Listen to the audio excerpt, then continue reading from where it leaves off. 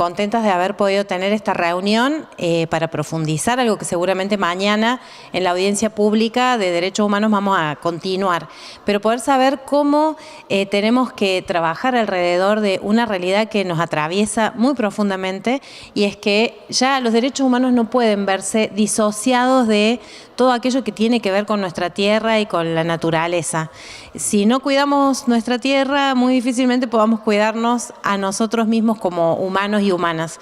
Y en ese sentido me parece muy interesante el planteo que llevan adelante estas organizaciones, porque el cuidado, nada más y nada menos que del parque, que de las cataratas y del parque Iguazú, como cuidar que no solamente se procese de manera diferente el turismo, sino que no se amplíen determinadas zonas para la explotación, y ver también cómo adentro del propio parque la explotación no sea una explotación de corporaciones económicas y financieras, sino de la propia ciudad de una manera totalmente diferente, ¿no? Y bueno, y cómo son las realidades que se dan en una localidad como Iguazú, donde teniendo una riqueza tan grande, tan impresionante, mundialmente reconocida, seguimos teniendo situaciones de pobreza extrema, ¿no? Y me parece que hay una visión muy completa alrededor de esto. ¿Y ustedes qué aporte pueden hacer, digo, desde lo legislativo, obviamente, ¿no? Porque aquí obviamente se va a plantear algo supranacional, donde hay realidades similares no solamente en Argentina, sino también en Brasil y Paraguay,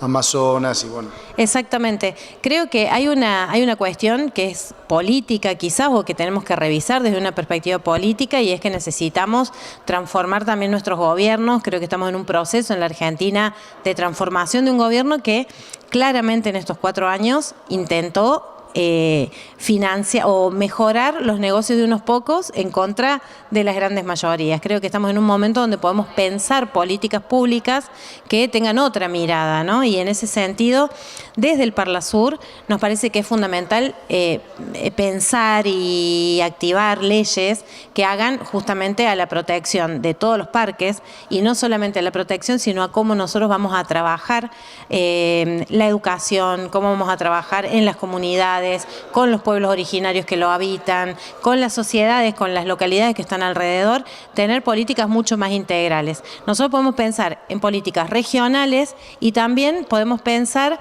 y plantear algunas recomendaciones a los países, y nosotros creo que en este futuro se plantean algunas recomendaciones que seguramente van a ser muchísimo más tenidas en cuenta, ¿no?, las recomendaciones del Parlasur, que lo que ha sido en los años anteriores. También vemos la preocupación por parte de ustedes de ver de qué forma se involucra la sociedad en temas ambientales, desde la juventud y en toda franja etaria. Sí, yo creo que es cómo nos involucramos nosotros y nosotras en el cuidado de la tierra. Me parece que es central. Seguramente en Iguazú haya un montón de gente que ni siquiera conoce las cataratas, y que nos vemos escindidos de nuestro propio territorio. Pasa en Córdoba, de donde yo soy. A veces estamos en un lugar que es increíble, va al pie del Champaquí, un cerro precioso.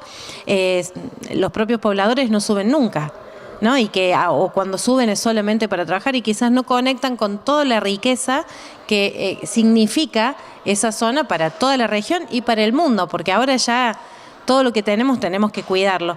Si nosotros no estamos involucrados, y desde una perspectiva de la educación no hacemos que podamos vernos mucho más integralmente, en eso me parece que es muy interesante algunos planteos que hace Mujica, el expresidente uruguayo. Nosotros tenemos que cambiar la forma del consumo. O sea, tenemos 2 problemas. Hay algunos que consumen por demás todo lo que otros no tienen ni siquiera para comer, ¿no? Esa es como una primera, esa gran desigualdad.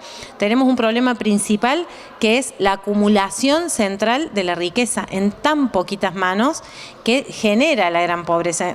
Cuando nos dicen hay que luchar contra la pobreza, en realidad tenemos que luchar contra la acumulación violenta de la riqueza. Y a partir de ahí, creo que toda la sociedad tenemos que empezar a trabajar desde la educación y desde todas las organizaciones de la sociedad, en que realmente podamos ver la importancia para el futuro del planeta, para el futuro de nosotros como especie, que sin ese cuidado es imposible. Hay una frase de un grupo que se llama Boicot, que me encanta, que dice: somos la única especie en riesgo de extinguirlo todo.